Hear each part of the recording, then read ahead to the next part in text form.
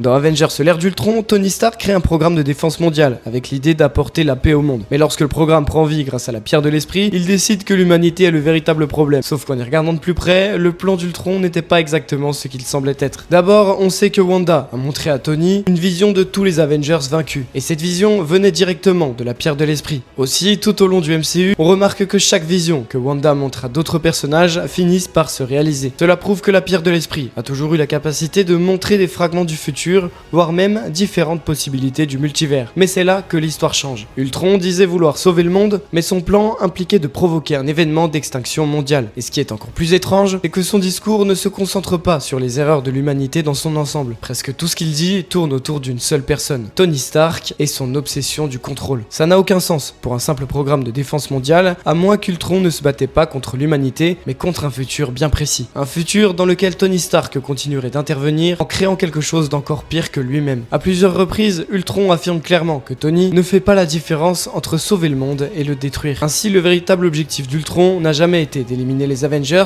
c'était d'empêcher Tony Stark de poursuivre cette voie, de l'empêcher d'évoluer vers quelque chose de bien plus dangereux. Au final, Ultron ne voulait pas détruire le monde, mais il essayait d'empêcher Tony de devenir Fatalis.